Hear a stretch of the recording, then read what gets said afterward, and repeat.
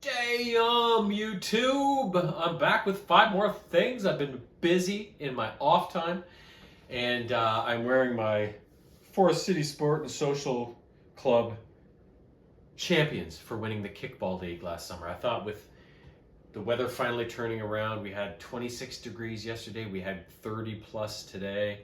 It finally felt like a summertime shirt that reminded me of summer needed to be worn. Anyways, let's get right into it. We got a couple books, couple games, and a TV series to go through today. First book, really cool book called Rise of the Red Blade. This was, I believe, released in 2023, written by Delilah S. Dawson, who has done at least one or two other Star Wars books before. I remember her name. Really cool story. It takes place not long before the Jedi Purge, after Order 66 was executed. It focuses on a Jedi Padawan named Iskat Akaris, and she is a red-skinned being who has these bigger types of hands and 2 hearts, and nobody knows what she is. Her species is kind of unknown, kind of like Yoda, and she doesn't know anything about her past, whatever, and she is struggling. She is struggling in her attempts to become a good Jedi. She tends towards the dark, towards violence, and she's a little bit misunderstood because during a training exercise where the Padawans were supposed to force pull a lightsaber atop a tower to them, she accidentally pulled down the tower instead and almost killed one of her fellow Padawans, who then left the order, and everybody's been a little mistrustful of her since. So her master, a woman named Sember Vey, she isn't really focused on combat or being caught up in a lot of the more busier aspects of Jedi life around the temple and out on missions. She has devoted her Jedi ways to tracking down Jedi artifacts across the galaxy, going to deal with merchants and obtaining these items.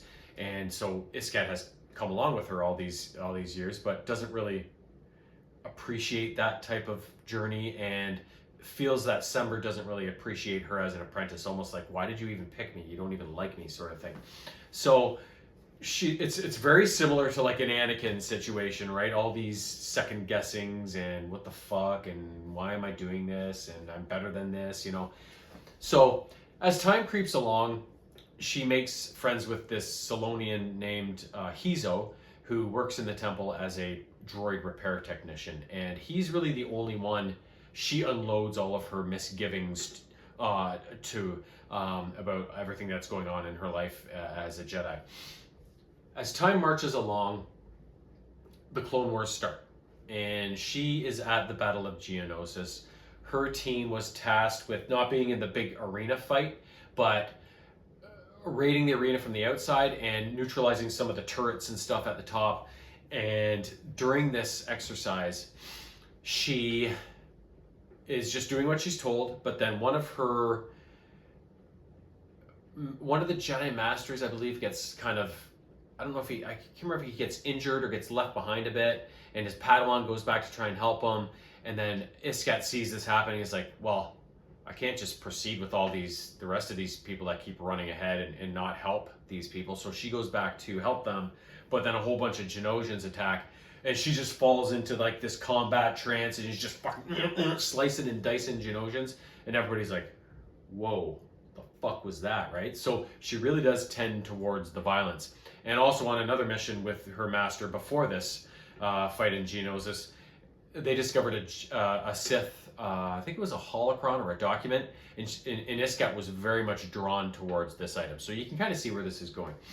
So at the Battle of Geonosis, Sember, her master, gets killed. So when Iskat gets back to the temple, there's all these rumors going around about her performance in Geonosis and how she just slaughtered all these Genosians. And to make matters worse, she's kind of rudderless. She doesn't have a master anymore, so she kind of converses with some of the other masters like, what do I do? And says, just go about your regular life as you would if Sember were still here, and things will work out, sort of thing. But she believes this passive way of the Jedi is not the way. So eventually, as the Clone Wars drag on and they lose Jedi and they're getting killed.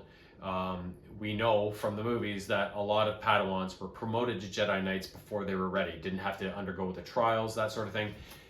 Iskat was among these Jedi, as was her best friend at the temple, a Nautolan by the name of Twalon, something like that, who Iskat was always also attracted to. Another an un-Jedi-like thing, right? So they eventually get tasked with going on a mission to this world to destroy a clone, or sorry, a separatist droid, or droid factory or something. And they had very specific instructions, and I believe, I can't remember the Jedi Knight, he was promoted at the same time as Iskat and Tualan, but she didn't really like him, and he was the one in charge of the mission, and during the mission he died, and Iskat possibly could have done something to save him from a long fall that killed him, but didn't. And after the fact, she's like, well, we still gotta fulfill this mission. So she ends up making a call after things go wrong and throws some thermal detonators into the factory or the control room or whatever, and ends up blowing up things instead of just disabling it, which also kills a bunch of civilian workers. So when she gets back to the temple after the mission and they debrief, Mace Windu and those guys are like, well, you fucked up the mission. And she's like, well, we were successful, the factory's down. It's like, well, yeah, you also killed a bunch of people that shouldn't have been killed. It's like, well, things went wrong. There were more opposition forces there than you reported to us. And so she's feeling very disrespected and like, no matter what I do, it's never fucking good enough for these clowns, right? So this continues on. She eventually gets grounded after that mission and has to work with the younglings, and eventually gets another mission after they had no choice but to give her one. And again, things go wrong. And finally, Order 66 is executed. And she's been contacted by somebody before Order 66 saying, giving some very cryptic remarks about, you're not meant to be a Jedi. There's more out there. You know, let your feelings go. You know, killing's not that bad. That sort of thing, right? So when Order 66 is enacted, so many of the Jedi fall, but she is spared, and she doesn't know why. And she's taken away. She gives in to these people that come to get her and is taken away. And she's like, well, it's better than being dead or being with the Jedi who don't fucking, they're gone now anyways, but they didn't appreciate me anyways. So she's taken to the Inquisitorious headquarters where she's being groomed to become an Inquisitor. Now, if you haven't seen any of these Star Wars series where the Inquisitors are involved, basically after Order 66, some Force-sensitive beings, some former Jedi, were brought in to be the Inquisitors, and they were tasked with hunting down all of the Jedi who escaped the Purge and killing them, basically. So Iskat goes to the Inquisitorious, and basically life there is similar to the Jedi Temple in that she can't trust anybody, but only this time people aren't shy about possibly killing her if they get in her way, sort of thing, if she gets in their way. Like, it's very cutthroat. So, but she finds her way. She eventually gains the favor of the Grand Inquisitor and whatnot, and after leaving Tualan to die when she was saved by the Inquisitors, he comes in eventually and is pissed at her for leaving her behind, and kind of he runs her through with his lightsaber, and she's saved afterwards. But now it's like, now we're even. And after that, they kind of come to terms with each other, and they go on missions, and they develop a romantic relationship finally. And the problem is, Darth Vader gets involved. We see him show up, which is amazing. And he senses the care these two have for each other, and he goes, oh, that won't do. So the final aspect of the book is basically Tualan and Iskat trying to take Darth Vader down, and we all know how that would end, right? So it's basically this desperate flight after they attack him and fail for them to escape to freedom. But ultimately, they're both cut down by Vader, but they go to the grave with smiles on their faces. So really cool story. The Inquisitors are a really neat thing they brought into to the TV series. You know, it filled in some of the gaps, like, well, how did Order 66, like the Emperor just took over and all he had was Darth Vader and then they were fine, the Jedi didn't do anything? Oh no, they had contingencies in place to deal with any surviving Jedi, right? So all these things that are that come about in all these stories. I love to hear all the details and the backstory on characters and the backstory on organizations and how they came to be and stuff. So that was a really cool book to read. Now, next book up, a thrift books purchase I made a little while back. I read that Xena book last time around. I reviewed that. There's another series I found that I wanted to get started on, and so this is the first book in that. And it is Young Indiana Jones. This one's called The Plantation Treasure. So, back in the 1800s during the Civil War, in South Carolina, there was a family known as the Ravenalls. Now, this is all fiction, I do believe. And they were a rich family, and they owned this plantation, and they had slaves. But unlike most people at that time, they actually treated their slaves well. And eventually wanted them to have freedom and whatever. So at the same time as this was going on, I think he was their accountant or something like that, a guy by the last name of Clegg, was kind of slowly taking them for everything they were worth. And after the Ravenall line almost died out, the Cleggs basically took over the Ravenall mansion, plantation, and basically the whole town. So the sole surviving Ravenall is a young woman named Lizzie. And I think this warps ahead to like 1912 or 1918 or something like that. And she has been left a clue to reclaiming the Ravenall fortune. So she travels to Washington, D.C. to meet with some sort of professor, I forget his name, who is an expert on the Civil War and the whole slave movement and all that in the Underground Railroad. But it just so happens that the Jones boys are in Washington because Indy's father, Henry Sr., is going to be teaching in Washington at the university. So Indy actually sees Lizzie on the street just by chance, and she gets attacked by a couple guys. So Indy goes and helps her out and repels these guys. And so the two fall into a tentative friendship at first, and she thanks him for helping out. And when she asks who he is, what he's doing, it's like, oh, my dad's working at the university. She's like, I need to talk to somebody at the university. So they kind of all come together as this little group, and she explains kind of what has happened. So this professor who is working on creating a museum dedicated to the Civil War in the Underground Railroad finds this situation Lizzie's in fascinating. So he's like, well, let's go find the clues you're looking for. So basically they have to track down a slave that her grandfather must have been, had back on the plantation. And now I forget her name. Shit. Because she is the one who has the key to this clue and can uncover the location of the fortune. So basically it's them trying to track her down. So they end up going to Pennsylvania and then to Boston and eventually to New York City. All the while, Clegg and his family have goons. They've had goons with eyes on Lizzie the whole time, and now they're coming after her and Indy. So the whole time they're being chased, and they get into these situations where they have to escape and fight back against these goons, even though they're young kids and an old professor. And so eventually everything all culminates back in South Carolina. Once they find this slave and figure out the clue, they go back to the plantation, sneak in at night, and uncover the fortune's location. But unfortunately, the Cleggs have been watching them the whole time and get the drop on them. So a final fight ensues within the old plantation house. And well, I'm not gonna tell you what happens, but we all know Indy always wins in the end, right? Because he's the fucking man. Great story, short reads because they're meant for young readers. But I have no shame in reading books for younger kids because I read books of all types. I read the Bible once just for fun. It was awful, just so you know.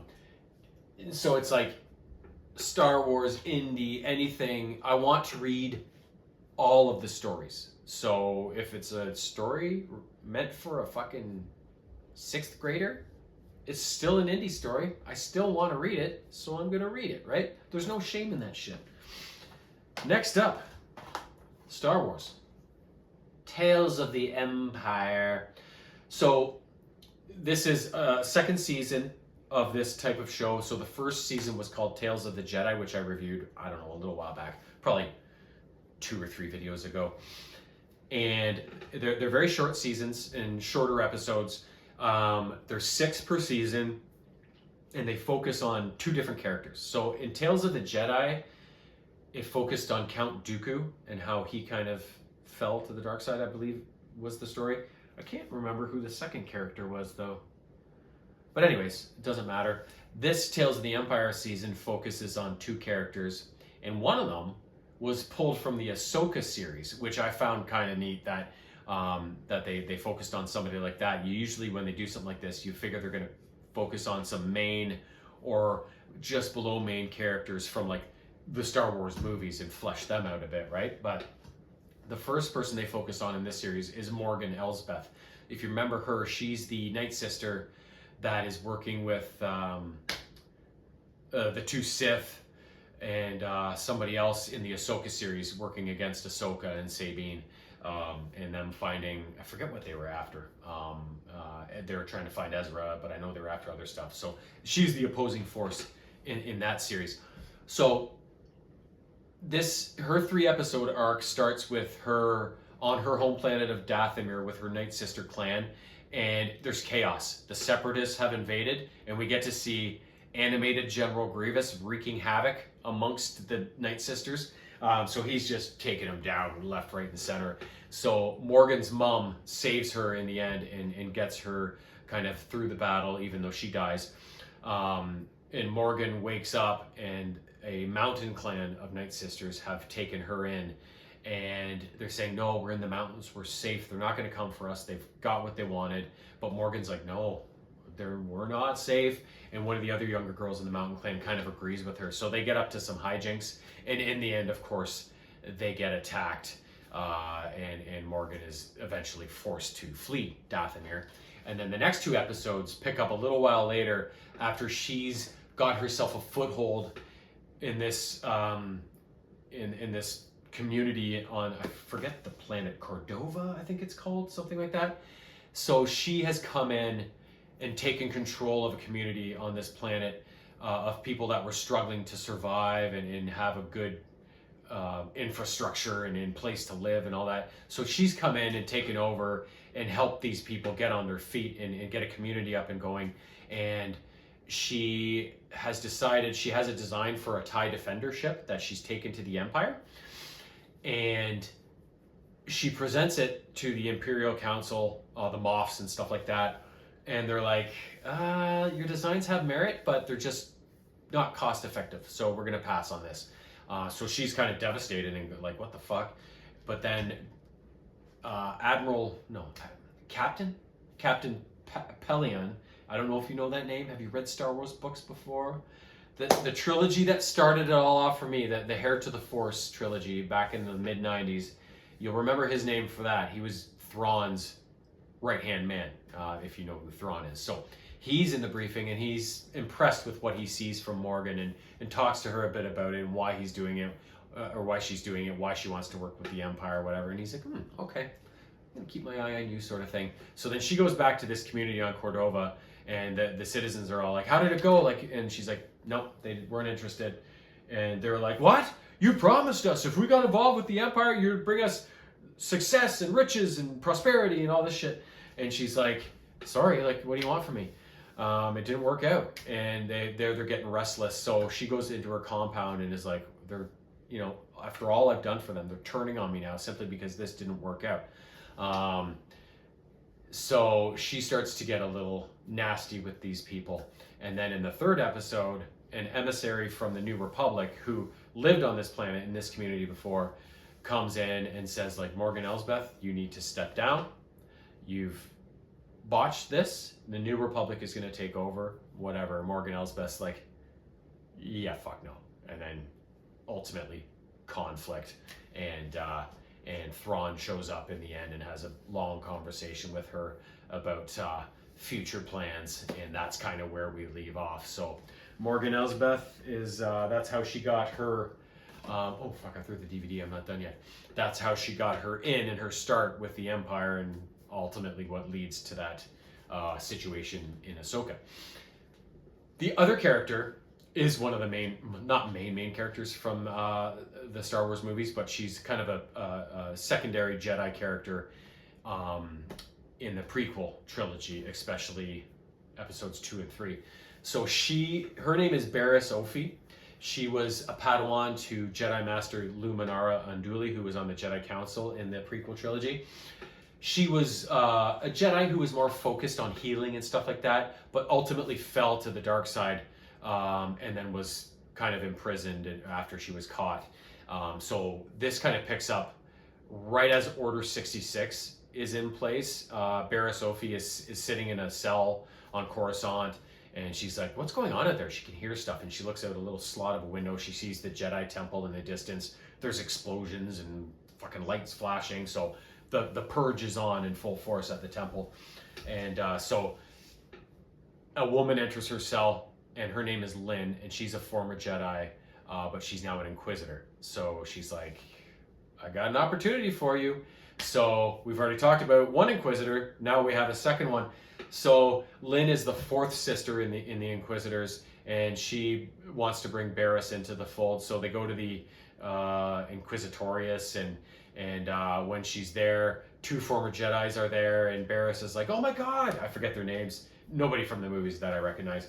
And what do you guys do here? Like, whatever. And so then they go through training, but their final test is her and one of the other Jedi are put in a room together, and the Grand Inquisitor is like, here's your final test. We only have room for one more. Lightsabers. So then Barriss comes through that fight, even though she didn't want to fight. It's just a survival thing. So she basically becomes an Inquisitor at that point. But then they go out on missions, and they go to some planet, I can't remember the name, where they're tracking down a Jedi, as the Inquisitors do. And they enter this community, and Lynn's being really pushy with them and like promising violence if they don't reveal the Jedi's location, blah blah blah. And Barriss is kind of put off by this, and like, these people didn't do anything, like, what the fuck. So a little kid, Barriss notices this little kid, and he's like, kind of, I know where the Jedi is. And so he tells Barriss, and then Barriss tells Lynn. So then Lynn goes off on all the people in this community, and they all scatter, and Barriss is protecting this little kid, and Lynn kind of sees that, and she's like, what are you doing, right? Like, these people are nothing, kind of thing, right? So Barriss follows, and they finally find this Jedi, and Barriss is really trying to bring the Jedi back and in for surrender, not trying to kill them. But after everything she's seeing from Lynn,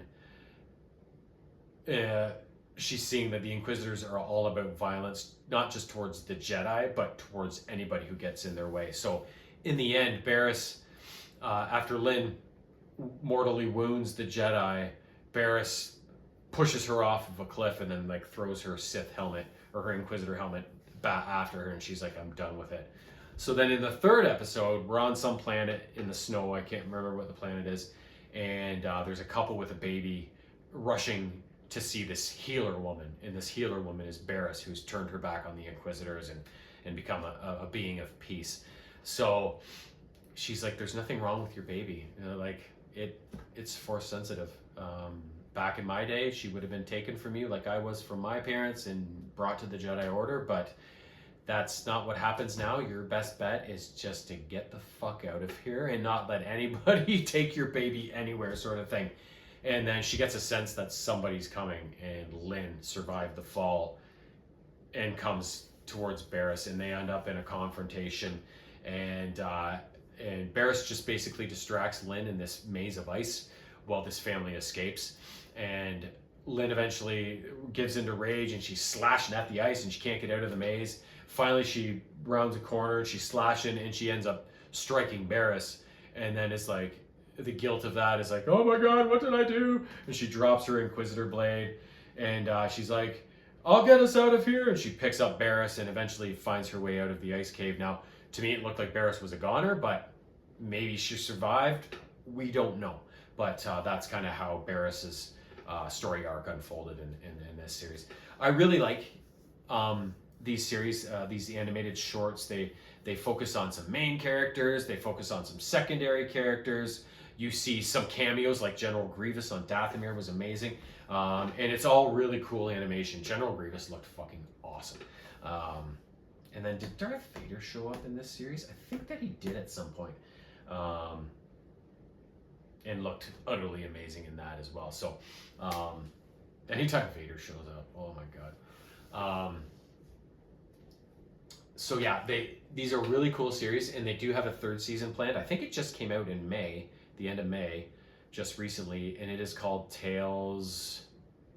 Oh shit! Now I forget what it's called. I can't remember, but there is a third season coming out, and I can't wait to see which characters they focus on in that series. So, first video game to review, ESPN NHL 2K4 featuring Jeremy Roenick.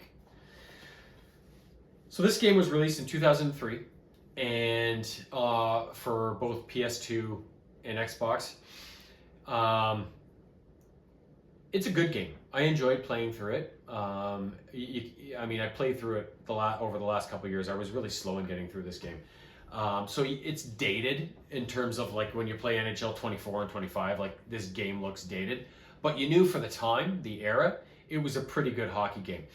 Not as good as EA Sports' NHL series. That's always been the best and always will be. And then NHL Hits, even though they didn't have that many releases, easily the second best hockey game I've ever played after the EA series. But this would have been a close, runner-up to those two in the mix for third best kind of thing. So it's called ESPN NHL 2K4 because it's a very ESPN presentation heavy game.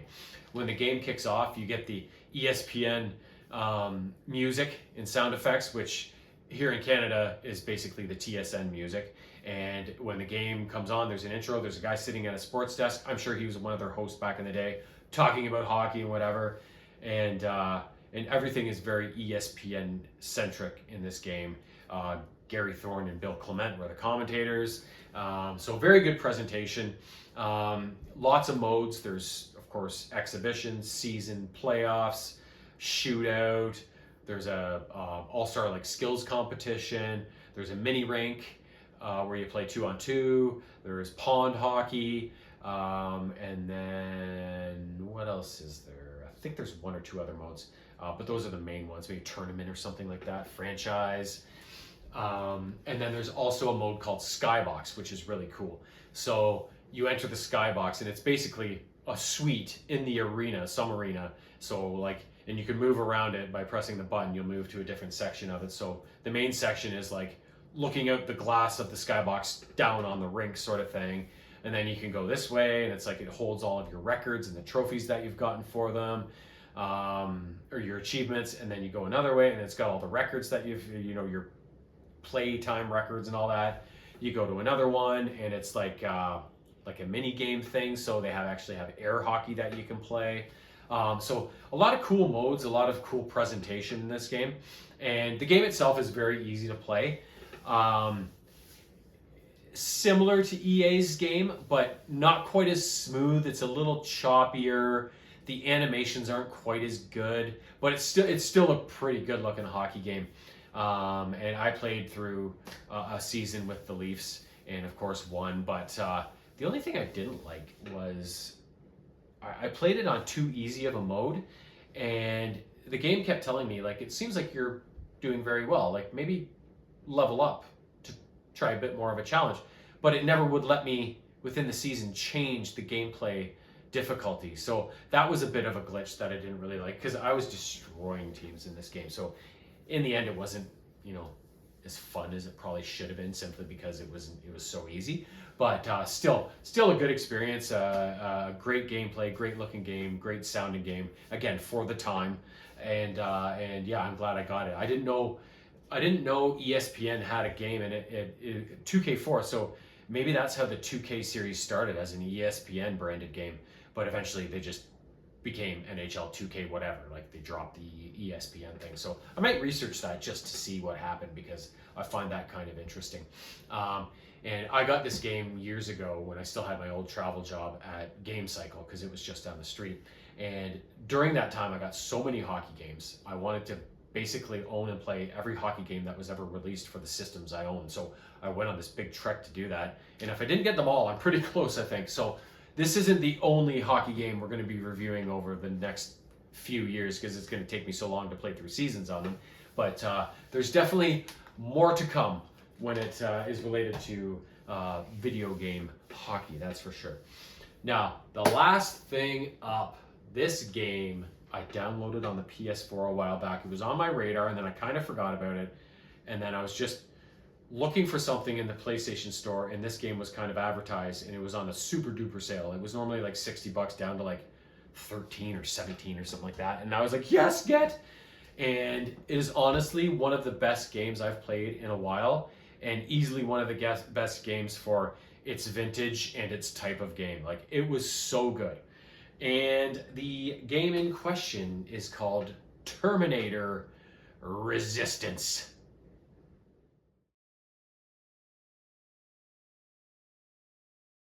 So, picture this. Judgment Day has happened. The year is 2028.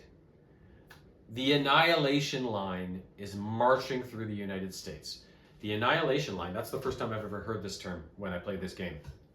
Basically, the Annihilation Line was a long wall of Terminator and other Skynet machinery that was marching through the country, mowing down every bit of humanity in its presence. So you always wanted to stay on the alive side of the Annihilation Line. So that's happening. That's marching through the country, and you play as a character named Jacob Rivers.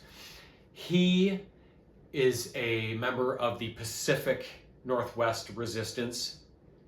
He's a soldier in that group.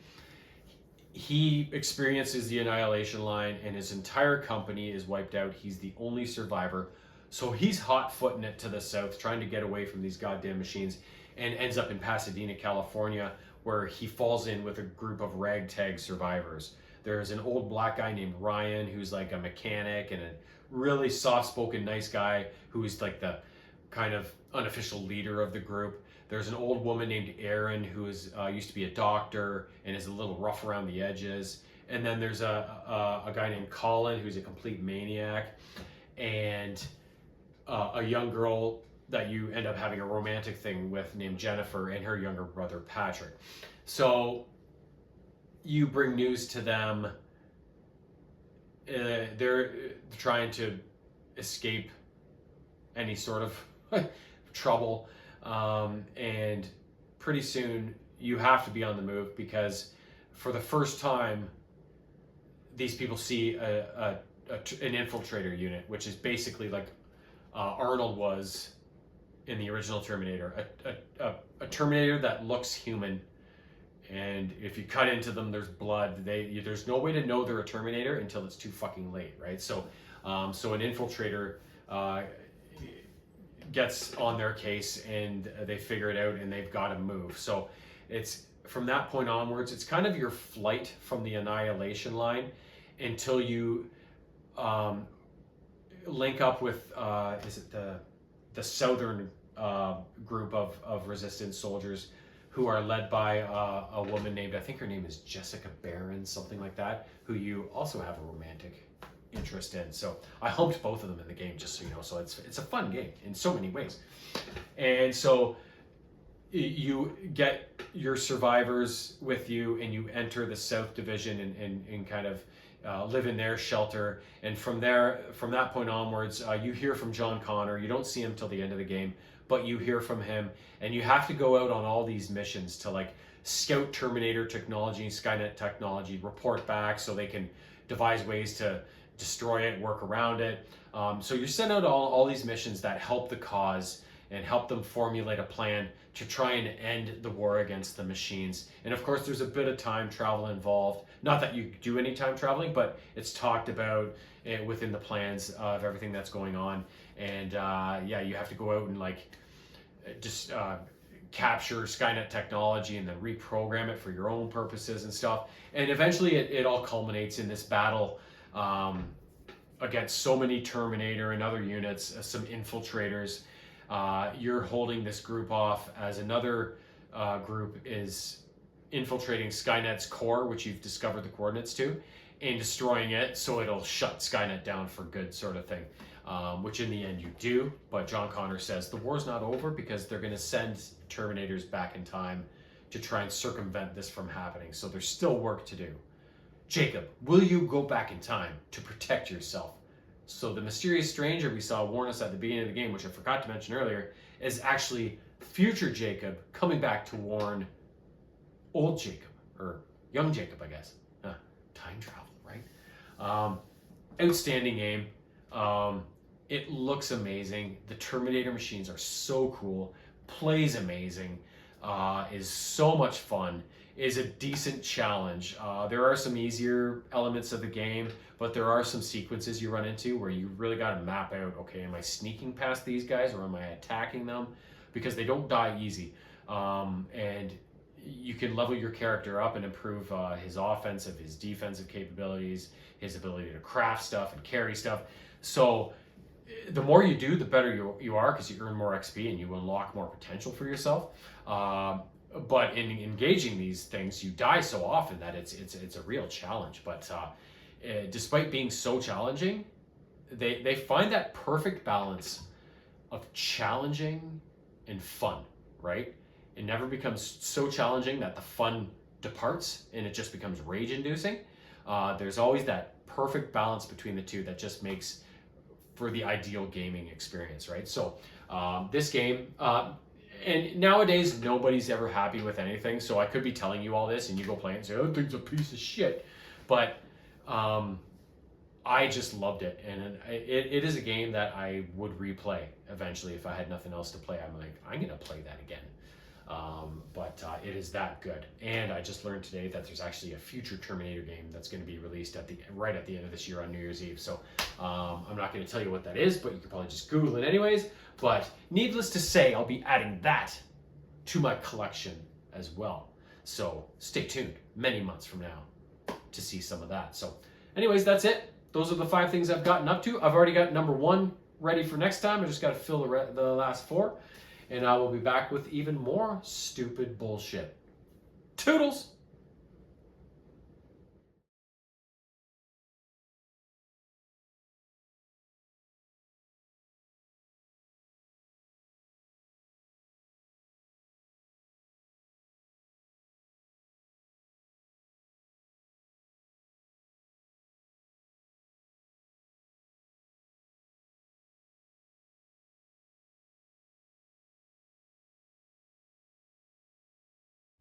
Meow.